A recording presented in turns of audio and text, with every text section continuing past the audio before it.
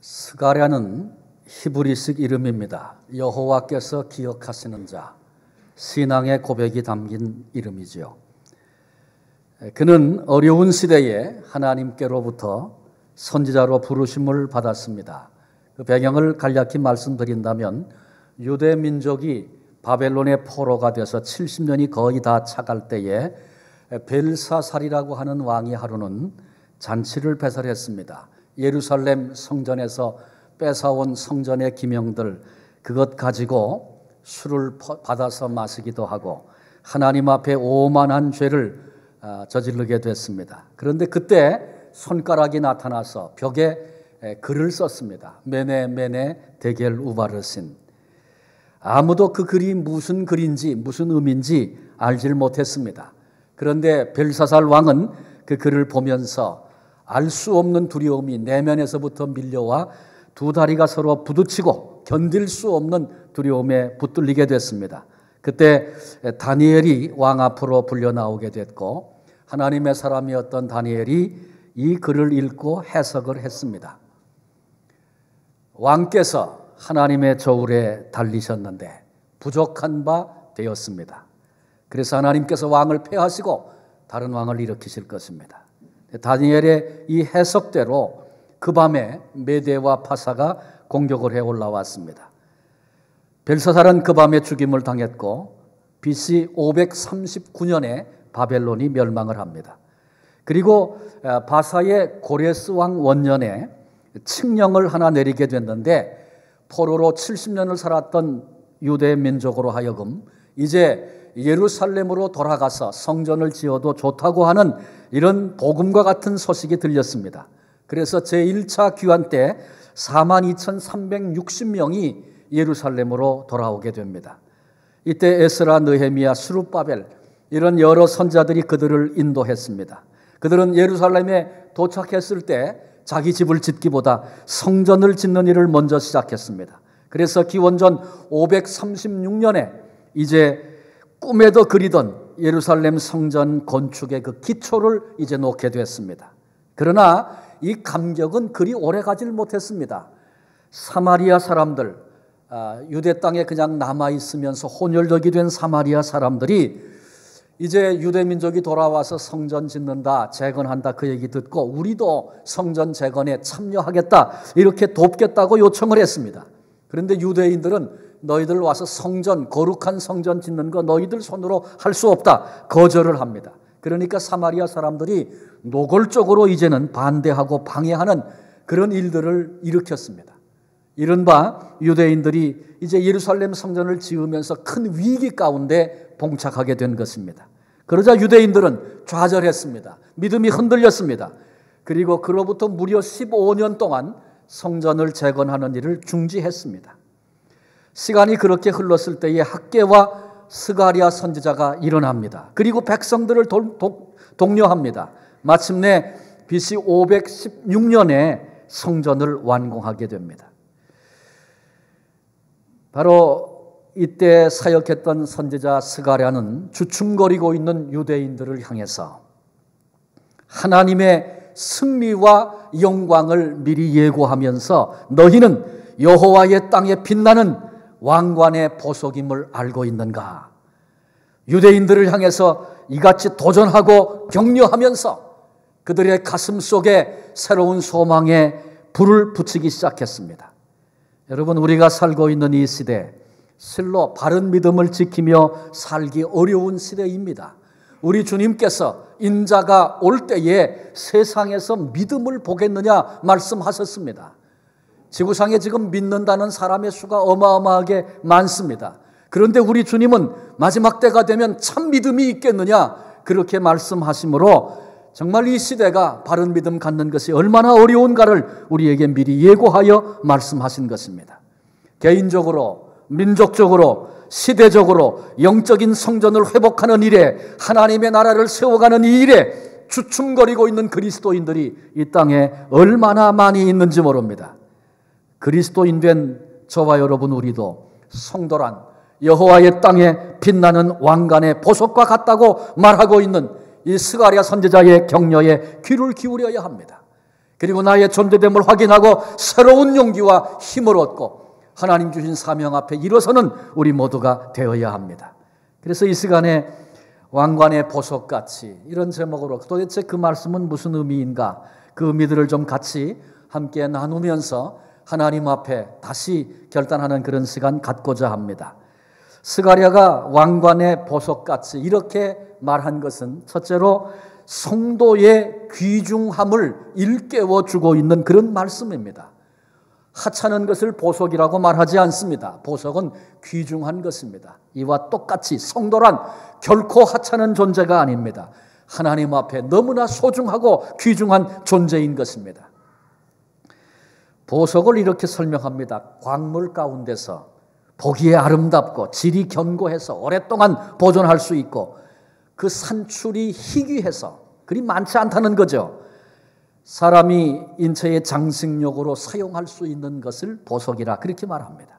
그런데 스가랴 선지자는 성도들, 저와 여러분 우리가 하나님 앞에 보석과 같다 그렇게 지금 말하고 있습니다. 이는 성도의 귀중함, 성도가 얼마나 소중한 존재인가를 확인시키는 그런 말씀입니다. 이 땅을 살아가는 많은 사람들이 나는 수십억 인구 가운데 어쩌다 태어난 한 사람이다 이렇게 생각하는 사람이 많습니다. 그저 그렇게 생겨나서 그저 그렇게 살아가는 존재라고 그렇게 여깁니다. 그래서 자신 속에 있는 무가치함, 실수, 어려움 그런 거 보면 스스로 자기를 멸시하고 스스로 자신을 천대하고 나 같은 게 뭘 할 수 있는가 그렇게 생각합니다. 네, 여러분, 내가 나를 어떻게 생각하든지 세상이 나를 어떻게 보든지 그게 중요한 것이 아니고 역사의 주인 만군의 여호와 우리 하나님께서 우리를 어떻게 보고 계신가 그것이 훨씬 더 중요합니다. 성경은 하나님이 우리를 어떻게 보고 계신가 이렇게 말씀하고 있습니다. 이사야 43장 1절에 내가 너를 구속하였고 내가 너를 지명하여 불렀나니 너는 내 것이라. 이사야 43장 4절에 내가 내 눈에 보배롭고 존귀하며 내가 너를 사랑하였은즉. 이사야 62장 3절에 너는 또 여호와의 손에 아름다운 관, 내 하나님의 손에 왕관이 될 것이라. 여러분, 이것이 성경이 하나님께서 우리를 어떻게 생각하고 어떻게 바라보고 계신지 우리에게 나에게 하시는 말씀입니다. 내가 너를 구속했다. 내가 너를 지명해서 찝어내서 내가 너를 불렀다. 너는 내 것이다. 너는 보배롭고 존귀한 자다. 내가 너를 사랑한다. 이게 우리 하나님의 고백이고 말씀입니다. 하나님은 우리 한 사람의 영혼을 온 천하보다도 귀중히 여기신다고 성경은 그렇게 말씀하고 있습니다. 그래서 하나님은 우리에게 독생자이신 예수 그리스도까지 보내주셨습니다. 이 땅에 우리를 인간의 몸을 입고 찾아오신 우리 주님이 저와 여러분 우리를 위해서 십자가에 못 박히셨습니다. 하나님께서 당신의 가장 사랑하시는 독생자 예수 그리스도를 십자가에 못 박아 피 흘리게 하심으로 그 피로 값을 주시고 사실만큼 우리를 귀중한 존재로 여기신 것입니다. 하나님은 이렇게 우리를 사랑하시고 귀히 보십니다. 생각해 보면 말이죠, 우리가 본래 가치 있는 사람이어서 그래서 하나님이 그렇게 사랑하신 것이 아니고 하나님이 거룩하신 하나님이 우리를 사랑하심으로 저와 여러분 우리가 어떤 것과도 바꿀 수 없는 그런 가치 있는 존재로 변화됐고 그렇게 우리를 만들어 주셨다라고 하는 것입니다. 주님께서 참새 한 마리가 땅에 떨어지는 것도 결코 우연이 될 수 없다. 하나님 아버지가 허락하지 않으면 안 된다. 그렇게 말씀하셨습니다. 그렇습니다. 저와 여러분 우리가 성도가 된 것은 결코 우연이 아닙니다. 오늘 이 시간에 이 자리에 나와 하나님의 존전에서 하나님을 나의 아버지라 부르며 하나님을 찬송하고 예배하게 된 것, 이건 결코 우연이 아닙니다. 만세전부터 우리를 아시고 선택해 주신 것입니다. 우리는 택하신 바, 정하신 바, 하나님께로부터 내신 바 된 그런 존재들입니다. 때로는 세상이 우리를 멸시합니다. 사탄이 우리를 조롱합니다. 아니, 또 정직하게 돌아다 보면 내 안에 그런 부끄러움과 수치스러움이 얼마든지 그 약함이 내 속에 있는 것을 압니다. 그런데 그럼에도 불구하고 우리 주님께서 그런 나를 다 아시고도 선택하여 뽑아내셨습니다. 그리고는 인정하셨다는 사실을 결코 잊지 말아야 합니다. 주님이 몰라서 내가 그런 놈인지 몰랐어, 나중에 그러시는 것이 아니고 우리의 약함과 허물 다 아시고도 우리를 뽑아내시고 너는 나의 소중한 존재와 보석과 같은 자라고 그렇게 말씀하시는 것입니다. 우리는 이 시간에 내가 그렇게 존귀한 자다 다시 확인하고 깨닫고 정말 존귀한 자로 남은 생애를 살아야 합니다. 새롭게 성도의 귀중성을 스가랴의 외침을 통해서 다시 인식할 수 있는 우리 모두가 되시기를 바랍니다. 그래서 남은 생에 우리의 행동거지를 조심하고 정말 성도답게 보석같이 그렇게 살아갈 수 있는 우리 모두가 되시기를 바랍니다.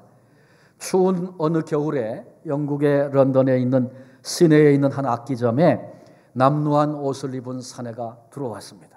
그리고는 허름하게 낡은 헌 바이올린을 쑥 내밀면서 오불이, 영국 돈으로 1기니입니다. 우리 정도로는 5불 정도인데 1기니가 나 필요합니다. 좀 주십시오. 그리고는 바이올린을 내밀고는 1기니를 받아가지고 주인의 생각과 마음이 바뀔까 두렵다는 듯이 쏜살같이 주랭랑을 놨습니다.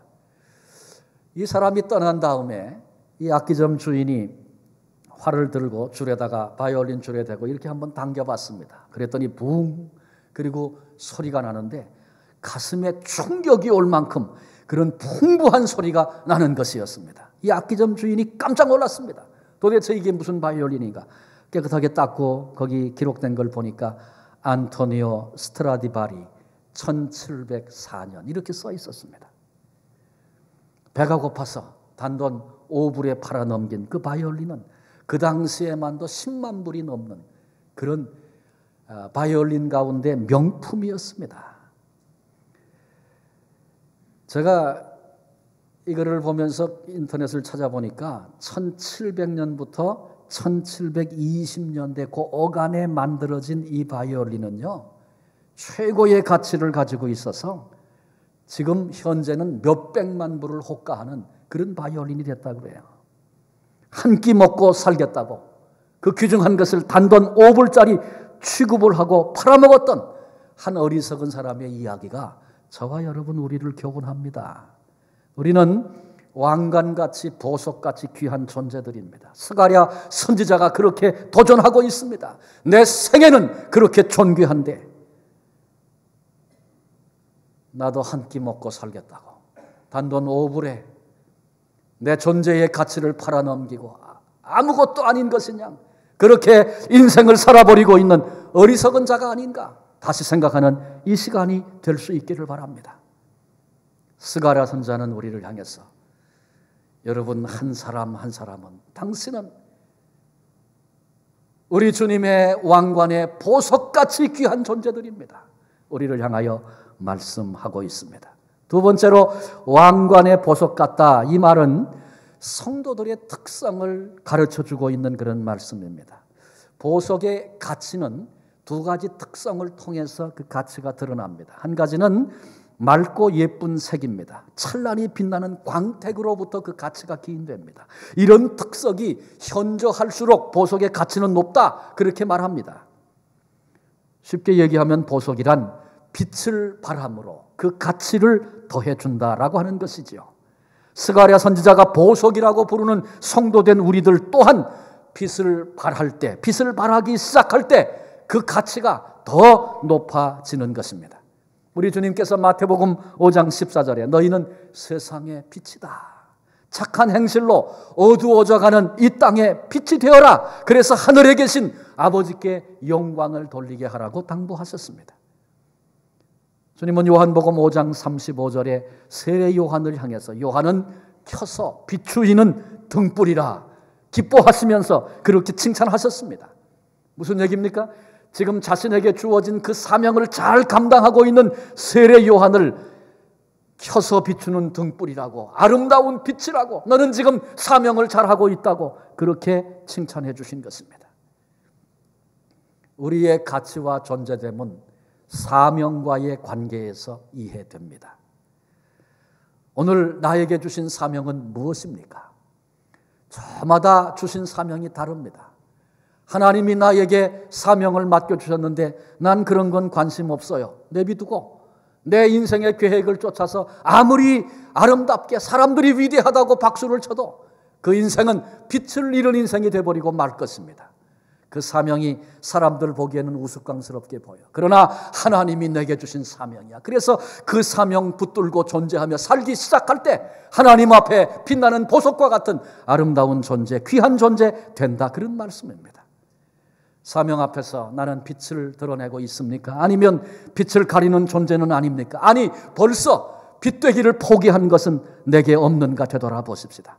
빛을 상실하면 보석의 가치를 상실한다. 이 중요한 사실을 결코 잊지 않고 남은 생애를 살 수 있는 우리 모두가 되시기를 바랍니다. 두 번째로 보석의 가치는 영구불변의 내구성에 있습니다. 물리적, 화학적 안정성, 거기에 보석의 가치가 있다. 그런 말입니다. 경도가 높아서 단단하고 그래서 물리적인 압력이나 충격, 화학적인 물질에 침식되지 않는 그런 성질이 현저할수록 보석의 가치는 높습니다. 보석의 내구성이 보석에 있어서 중요하다 그런 얘기죠. 쉽게 얘기하면 그런 겁니다. 아무리 찬란히 빛나는 영롱한 빛을 가진 그런 물질이라 그래도 작은 충격에 빛을 잃고 깨지고 사라진다면, 부서진다면 그게 무슨 보석으로 가치가 있겠습니까? 아름다운 것이 충격을 가해도 변하지 않고 그대로 그 아름다움을 지켜내는 그런 것이 보석의 바로 가치인 것입니다. 그러므로 보석 같은 성도, 또한 이 땅을 살아가면서 환난도 시련도 어려움도 많이 있지만 잘 견뎌내고 어떤 어려운 경우에도 불변의 믿음을 가질 때 보석으로서의 우리의 가치가 찬란히 빛나게 되는 것입니다. 히브리서 12장 1절에 이러므로 우리에게 구름같이 둘러싼 허다한 증인들이 있으니 모든 무거운 것과 얽매이기 쉬운 죄를 벗어버리고 인내로서 우리 앞에 당한 경주를 경주하며. 여러분, 사명을 따라 사는 것, 인생의 경주 달려가는 것 그리 쉽지 않습니다. 여러 가지 어려움들이 있습니다. 누가 승리합니까? 인내하는 자가 승리합니다. 골로새서 3장 12절은 이렇게 말합니다. 그러므로 너희는 하나님이 택하사 거룩하고 사랑받는 자처럼 긍휼과 자비와 겸손과 온유와 그리고 오래 참음으로 옷을 입고, 그렇게 말씀했어요. 하나님 택하시고 거룩하고 사랑받는 자처럼 살려면 우리에게 반드시 인내가 필요합니다. 보석같이 하나님 앞에 존귀한 자가 되기를 원하십니까? 그렇다면 오늘 인내하고 견딤으로 불변의 신앙을 가지고 신앙의 경주를 전념해야 하는 것입니다. 인생에게는 누구에게나 다 예외 없이 전부 그 모양과 형태와 그리고 시기와 이런 것들이 전부 다를 뿐이지 누구에게나 다 시련의 바람, 고난의 바람 붑니다. 그런데 그런 문제가 왔을 때 포기하고 절망함으로 그 자신의 스스로의 가치를 상실하는 어리석은 자가 되어서는 결코 안 되는 것입니다. 우리를 가치 있게 만드는 것, 찬란히 빛나는 빛이라고 그랬어요. 그 다음에 변치 않는 것, 인내함으로 변치 않는 것, 두 가지 얘기를 했습니다. 그런데 이 두 가지는 본래 저와 여러분 우리 속에 없던 것들입니다. 우리는 본래 빛이 아니었습니다. 어두움에 속한 자들이었습니다. 뿐만 아니라 문제가 오면 인내하지 못하고 참지 못하고 견디지 못하는 나약한 존재였고 우리 자신을 들여다보면 우리는 소망 없는 자들이었습니다. 그런데 우리 주님께서 이 땅에 오셔서 십자가에 우리를 위하여 생명을 쏟아 부어 주심으로 우리로 그리스도의 그 빛을, 그 생명을 받아서 세상에 대하여 빛으로 살아갈 수 있는, 고난과 시련이 밀려와도 우리 주님께서 십자가까지 참으신 그 인내와 참으심을 기억하고 주님을 닮아가며 주님을 따라가며 우리도 인내의 자리로 나아가기 시작할 때 주님이 우리를 도와주셔서 감당해낼 수 있고 승리할 수 있는 그런 사람이 된 것입니다. 우리가 보석이 된 것은 예수님이 십자가를 통하여 우리에게 허락하신 특권이라는 사실을 우리는 명심하고 잊지 말아야 합니다. 그러기에 주님 오시는 그날까지, 주님께서 더 이상 갈등이 없는 그 영광으로 우리를 덧입혀 주시는 그날까지 주신 빛 잃지 아니하고 우리의 신앙 변개치 아니하고, 그래서 보석으로서의 가치, 성도로서의 가치 잘 보존하고 영광스럽게 하나님 앞에 설 수 있는 칭찬받는 귀한 성도들이 되시기를 주님의 이름으로 축원합니다. 마지막 세 번째로 스가랴가 왕관의 보석같이 이렇게 말한 것은 성도의 준비성에 대하여 말씀하고 있는 내용입니다. 보석이란 하늘에서 떨어지는 것이 아닙니다. 보석은 땅을 굴을 파고 깊이 파서 캐내는 수고가 뒤따라야 합니다. 마찬가지입니다. 성도 또한 그냥 성도가 되는 것이 아닙니다. 그냥 보석이 되는 것이 아닙니다. 우리도 오늘 보석을 캐내는 작업, 보석을 캐내는 수고 해야 합니다.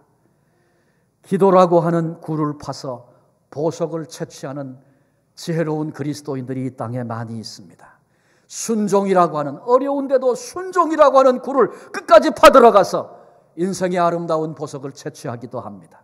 헌신과 충성의 굴을 파서 보석을 채취하는 그 수고를 감당하기도 합니다.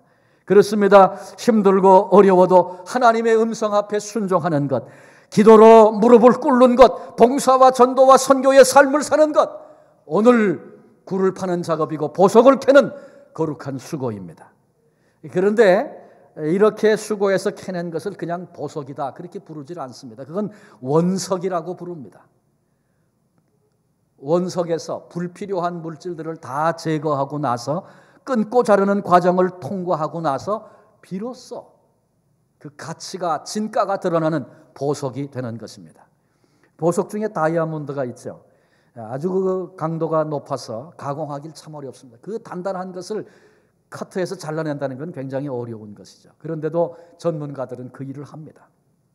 제가 인터넷에 좀 보니까 다이아몬드를 커팅하는 방법이 여러 가지가 있더라고요. 전 봐도 잘 모르겠더라고요. 근데 그 방법이 전부 다르고 기술이 다른데 그 방법에 따라서 어떻게 잘라내느냐에 따라서 보석의 가치가 달라진다는 겁니다. 영적으로도 우리는 이 일을 적용할 수 있어야 합니다. 성도의 가치를 더하려면 우리가 기도하는 거 필요하다 그랬죠. 굴 파는 작업이라 그랬잖아요. 봉사도 하고 전도도 하고 선교도 합니다. 그런데 그것 하고 나서 우리가 놓치지 말아야 할 자세와 태도가 있다는 것입니다. 그거 하고서 자랑하고 그러면 원석은 캤는데 다시 더럽히고 묻어버리는 그런 어리석음을 범하는 것입니다. 그것 하고 나서도 우리에게는 동기적으로 불필요한 것이 있어요. 불필요한 물질을 제거해내듯이 우리 속에 불필요한 것, 필요 없는 것, 하나님이 기뻐하지 않는 것 있다면 그런 것들을 제거하고 구별된 자리에 우리들이 설 수 있어야 한다. 그런 얘기입니다. 보석을 깎아서 면을 내듯이 자기를 쳐서 순간순간 복종하는 삶이 우리에게 있어야 하고 하나님의 말씀의 끌로 내 인격을 다듬고 내 생활을 다듬어야 하는 그런 시간들이 우리에게 날마다 있어야 합니다. 그 삶은 결코 그리 쉽지 않습니다. 고통이 따르기도 하고 힘이 들 수도 있습니다. 그러나 그런 과정이 우리를 보석같이 만든다는 사실을 결코 잊지 말아야 할 것입니다. 한 여행자가 관광지에서 대리석으로 만든 조각을 한 말을 하나 발견했는데 눈에 딱 들어와서 보니까 말이죠. 이 조각을 얼마나 정교하게 했는지 말의 힘줄과 근육이 다리에 보이는 것 같고 지금 이렇게 들여다보고 있으면 곧 그 말이 튀어나와서 지금 뛸 것 같은 그런 착각이 들 만큼 생생한 그런 조각을 봤습니다. 이건 누가 만들었느냐? 사람을 찾았습니다. 그 조각한 사람하고 얘기를 했습니다. 아니 당신은 얼마나 기술이 좋기에 어떻게 이렇게 생생한 말의 조각을 할 수 있습니까? 곧 뛰어나올 것 같습니다. 그리고 물었더니 그 사람이 빙그레 웃으면서 이렇게 얘기를 합니다. 원래 이 대리석 속에 이 생생하게 뛰는 말이 있었습니다. 그런데 이 생생하게 뛰는 말이 아닌 불필요한 부분들을 다 잘라버리고 나니까 이 생생하게 뛰는 말이 여기 나온 겁니다. 여러분 무슨 얘기인지 이해가 되시죠? 원래 대리석 속에 돌 속에 천사의 모습도 있고 생생하게 뛰는 말도 있고 그런 겁니다. 그게 보이는 사람은 그것이 아닌 것들을 다 제거하고 잘라버리고 나니까 생생하게 뛰는 말을 눈으로 현실로 보게 되는 것입니다. 이것이 우리 영적인 생활에도 동일하게 교훈이 됩니다. 우리들 내 삶 이렇게 되돌아보면서 하나님이 보시기에 합당치 아니한 부분들, 하나님이 기뻐하지 않는 그런 부분들, 그것이 행동이든지 그것이 언어든지 내 삶의 습관이든지 그것을 제거하고 자르는 것은 아프고 힘든 일입니다. 그러나 그럼에도 불구하고 하나님이 보시기에 영광스럽고 아름다워야 할 존재인데 그렇지 못한 것들이 내 속에 있다면 오늘 아파도 힘들어도 그것을 제거하고 자르는 그런 과정이 우리에게 필요합니다. 이런 수고를 통과하고 나서야 우리가 하나님 앞에서 보석 같은 존재로 서게 되는 것입니다. 우리가 살고 있는 이 땅에서의 삶이 그리 쉽지만 않습니다. 그리고 인생의 삶이 살 같다 그러는데 그렇게 빠르다고 얘기하는데 정말 쉽지 않은 그런 삶임에도 불구하고 얼마나 빨리 세월이 지나가는지 모릅니다. 우리가 하나님 앞에 정신을 차리지 않으면 유혹 앞에서, 고난 앞에서, 도전 앞에서 주춤거리는 그리스도인으로 오늘을 살게 될 것입니다. 오늘이란 하나님이 우리에게 주신 기회입니다. 허락되어진 시간입니다. 스가랴 선지자가 낙심하고 힘들어하던 유대인들을 격려하며 위대한 성전 건축의 주인공으로 서게 했던 너희는 여호와의 땅에 빛나는 왕관의 보석과 같도다. 이 말의 의미를 잊지 아니하고 날마다 깊이 상고하며 살 수 있는 우리 모두가 되시기를 바랍니다. 우리가 사는 이 세대, 내 삶, 내게 버거울 정도로 어렵지 않습니까? 이민생활 참 쉽지 않다. 살아갈수록 그렇게 느껴지지 않습니까? 여러분, 시대가 어려우면 어려울수록 빛나는 보석은 더 값지고 더 귀한 것입니다. 마치 밤이 깊어 어두우면 어두울수록 빛이 더 필요하고 그 빛이 고귀한 것처럼 똑같습니다. 유혹과 시험이 많아서 우리를 짓누르는 삶의 인생의 무게들이 너무 무거워서 바른 믿음을 지키기 어려운 시대 속에 우리들이 지금 살아가고 있는데 더 이상 주춤거리지 말고 일어나 영적인 성전을 세워나가는 하나님이 우리에게 맡기신 거룩한 사명 부여잡고 그 길을 걸어가는 보석 같은 성도들로 하나님 앞에 일어서게 되시기를 바랍니다. 힘들어도 여러분 매 순간순간마다 나는 하나님 앞에 존귀한 자다. 보석 같은 나의 존재됨, 귀중성, 성도의 소중함 잊지 마십시다. 빛을 발하고 참고 견디는 인내가 보석의 가치를 높게 만든다 그랬습니다. 오늘 나는 그리스도를 본받아서 주님이 내게 비춰주신 빛을 나를 통해서 다른 사람에게, 세상 사람들에게 비춰주고 그렇게 오늘을 살고 있는가? 그 영광을 향하여 나아가는 과정에 어려움이 올 때마다 좌절하고 절망하고 뒤돌아서는 것이 아니라 주님이 그러하셨던 것처럼 십자가까지 참으셨던 것처럼 오늘 내가 인내하며 이 길을 여전히 걷고 있는가? 보석을 채취하기 위해서 많은 수고를 감당하고 준비해야 보석이 되듯이 하나님 앞에 보배처럼 귀한 성도가 되기 위해서 오늘 나는 기도의 굴을 여전히 쉬지 않고 파고 있는가? 봉사의 순종의 굴을 파고 있는가? 선교와 전도의 굴을 파고 있는가?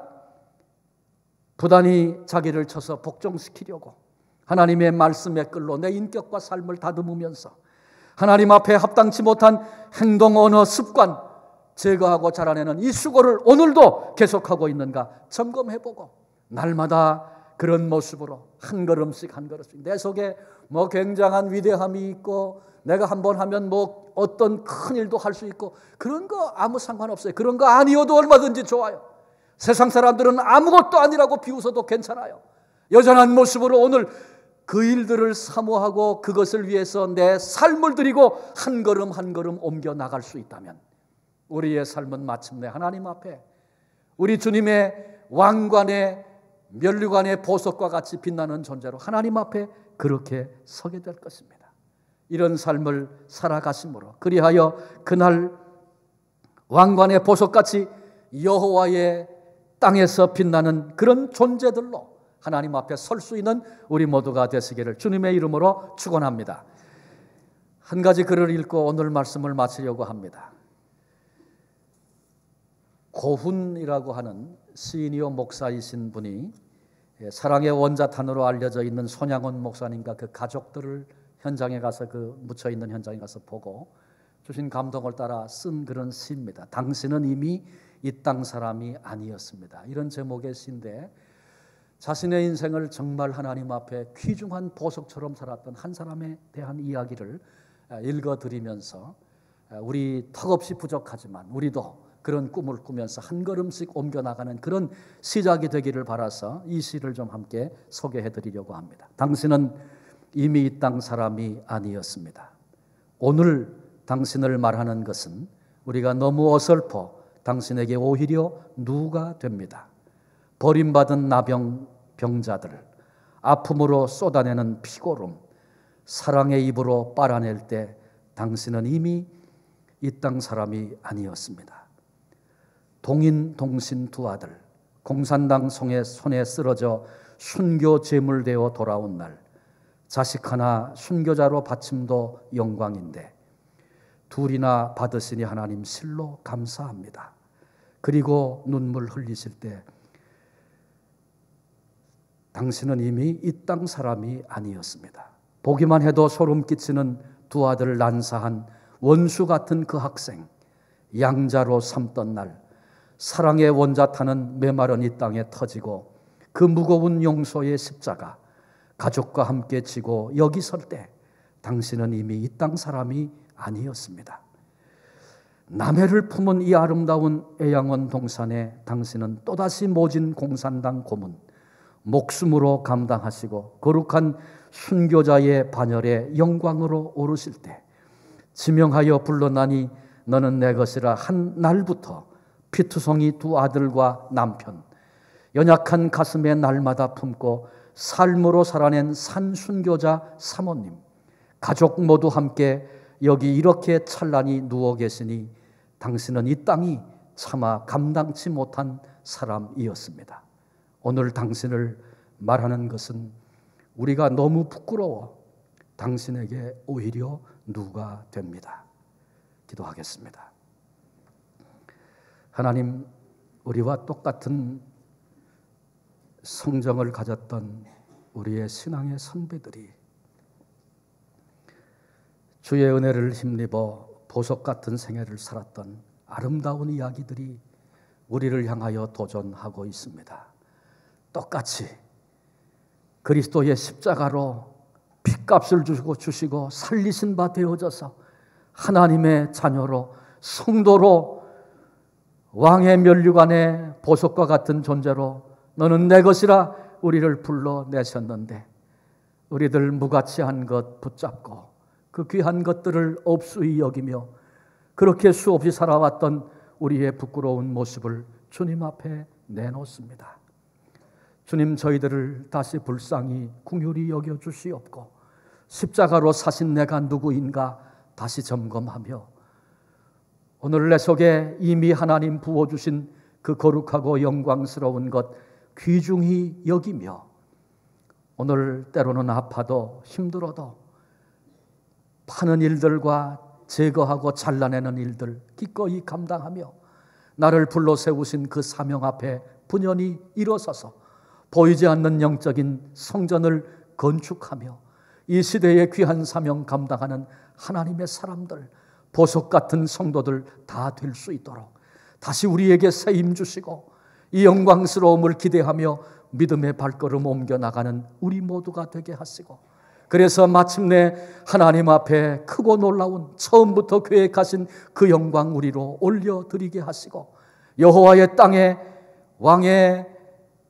면류관의 보석처럼 그렇게 빛나는 자로 아버지 앞에 설 수 있는 우리 모두가 되게 하시고 이 거룩한 꿈을 어떤 것과도 바꾸지 않을 수 있는 하나님 앞에 이 가치관을 붙잡는 우리 모두가 되도록 은혜 주시고 우리의 남은 생에 통하여 주님 영광 받아 주시옵소서. 우리를 은총의 자리에 불러내신 예수 그리스도의 이름으로 기도합니다. 아멘.